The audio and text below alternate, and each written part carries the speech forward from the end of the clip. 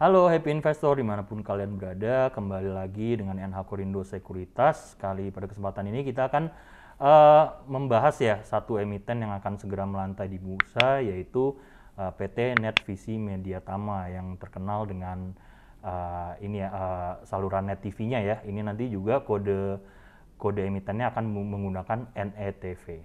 Oke, tanpa berlama-lama kita langsung lihat aja untuk sedikit background company-nya ya.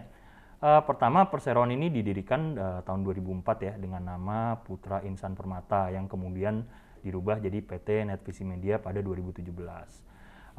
Secara umum ini perseroan bergerak di usaha industri media ya. Dalam ini ada manajemen artis, penyiaran televisi, rumah produksi, serta digital media melalui perusahaan anaknya.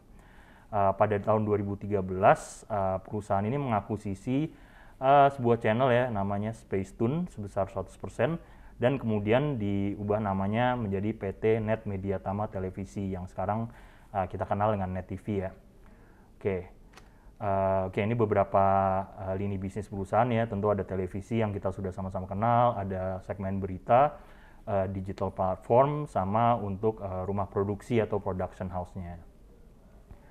Oke, sekarang kita masuk ke struktur IPO-nya ya. Pada kesempatan ini perseroan akan melepas 765 juta kurang lebih ya lembar saham. Ini setara dengan 4,37% dari modal yang ditempatkan dan disetor. Untuk harga penawarannya hingga saat ini masih dalam rentang 190 sampai 196 per lembar. Jadi teman-teman nanti harus cek lagi ya berapa nilai IPO akhirnya. Sedangkan untuk jumlah pengumpulan dana yang ditargetkan maksimum adalah 149 miliar sekian 999 juta ya. Dan untuk IPO ini yang akan menjadi penjamin emisi adalah PT NH Korindo Sekuritas kami sendiri. Jadi sekaligus ini berfungsi sebagai disclaimer dan juga disclosure ya bahwa memang NH Korindo sendiri yang menjadi underwriter di IPO ini. Oke, yang menarik adalah memang ini sedikit berbeda dengan IPO biasa ya. Ada beberapa jenis saham lain yang akan diterbitkan. Maksud kami di luar IPO akan ada 4 tahap lain ya kurang lebih ya. Yang pertama yaitu konversi pinjaman pemegang saham di harga Rp196. Ini nilainya kurang lebih sebesar 353 miliar. Itu jadi akan dikonversi.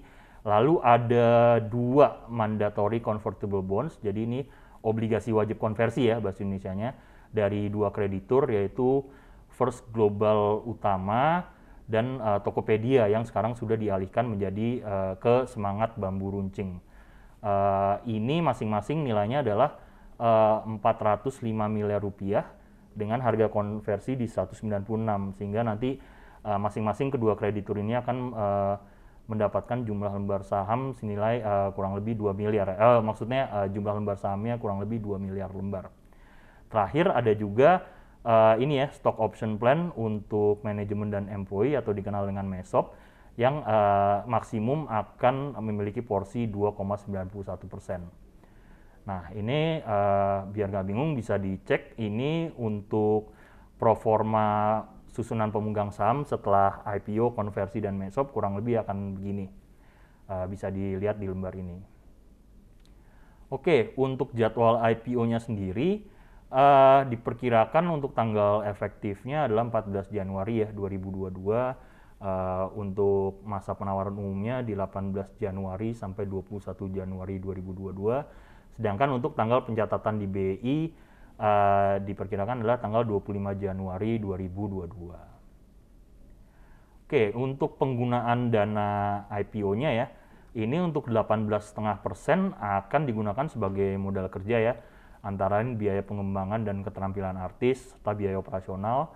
Lalu untuk 53% akan dijadikan ke setoran modal ke salah satu anak perusahaannya yaitu Net Media Tama Televisi. Yang dana tersebut akan digunakan untuk pembayaran sebagian pokok pinjaman bank dan pembuatan dan pembelian program. Nah, sisanya 28,5% juga akan dijadikan setoran modal ke anak usaha lain ya, yaitu Net Media Digital Ini akan digunakan untuk pembuatan dan pembelian program juga, serta pembelian peralatan mendukung. Oke, kalau untuk resiko, faktor-faktor resiko ya, ini yang utama adalah tentu NETV ini sebagai holding company memiliki resiko utama berupa ketergantungan terhadap pendapatan perusahaan anaknya. Tadi kita lihat ya ada beberapa anak perusahaannya. Jadi tentu sebagai holding company akan sangat tergantung terhadap performa anak perusahaannya. Oke, kalau untuk competitive advantage-nya memang ada beberapa ya dari NETV ini. Pertama, kapabilitas dan keunggulan dalam pembuatan program. Jadi hampir 60% ini dibuat secara in-house ya produksinya ya. Lalu juga perseroan ini memiliki target segmen demografis yang menarik, itu antara lain segmen menengah atas ya atau middle affluent, segmen milenial Gen X, dan juga pemirsa televisi wanita, keluarga, dan anak-anak. Nah, lalu keunggulan yang ketiga adalah distribusi programnya dilakukan melalui multi platform. Yang kita tahu tentu lewat TV ya, TV nasional, lalu juga melalui open platform seperti YouTube. Lalu ada juga perseroan juga memiliki platform sendiri gitu, seperti Net Prime, Net Connect, dan Citizen Journalist. Dan keunggulan keempat adalah NETV ini dipimpin oleh tim yang kuat dan berpengalaman, yaitu manajemennya ya tentu saja. Oke, ini terakhir bisa dilihat, ini adalah neraca keuangan perusahaan terakhir ya yang digunakan versi 31 Juli 2021. Lalu ini untuk laporan laba ruginya juga digunakan 31 Juli 2021 dan ada track record performa sampai 3 tahun ke belakang. Oke, sekiranya itu aja untuk pemaparan IPO NETV ini. Sekali lagi terima kasih untuk perhatiannya dan selamat berinvestasi. Thank you.